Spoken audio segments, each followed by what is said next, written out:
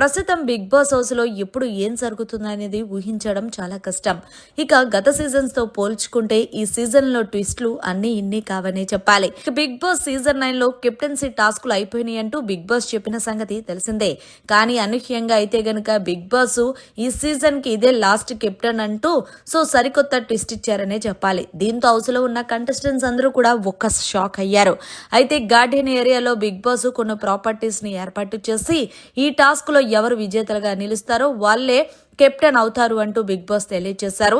అయితే కెప్టెన్ అయిన వాళ్ళకి ఇమ్యూనిటీ అనేది ఉండదు అంటూ చెప్పడంతో ఇక హౌస్ లో ఉన్న కంటెస్టెంట్స్ అందరూ కూడా ఆలోచనలో పడ్డారనే చెప్పాలి. ముఖ్యంగా తనూజ్ అయితే గనక ఇమాన్యుయల్ అలాగే సుమన్ శెట్టి వాళ్ళ దగ్గరికి వెళ్ళి ఎలాగైనా సరే మనందరం కూడా కెప్టెన్ అయ్యాము, కాని వ్యక్తి ఎవరైనా ఉన్నారు అంటే అది భరణి నాన్న. మనం భరణి నాన్నకి సపోర్ట్ చేద్దాం, ఆయనకి ఇమ్యూనిటీ లేకపోయినా సరే కెప్టెన్ అవ్వాలని ఉంది వాళ్ళ అమ్మాయి కోరిక మేరకు. మనం అందరం కలిసి ఆయన కోసం త్యాగం చేద్దాము అంటూ తనూజ చెప్పడంతో పవన్ ఇమాన్యుయల్ సుమన్ శెట్టి సరే అన్నాడు.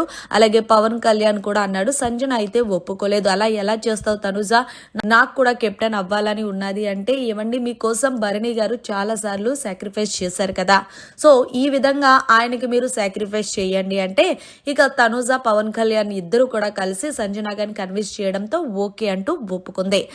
ఫైనల్ గా బిగ్ బాస్ ఏదైతే టాస్క్ పెట్టారో ఆ టాస్క్ హౌస్ లో ఉన్న కంటెస్టెంట్స్ అందరూ కావాలని ఓడిపోయి ఫైనల్ గా భరణిని అయితే కెప్టెన్ చేశారు. అయితే భరణికి ఇమ్యూనిటీ అనేది ఉండదు.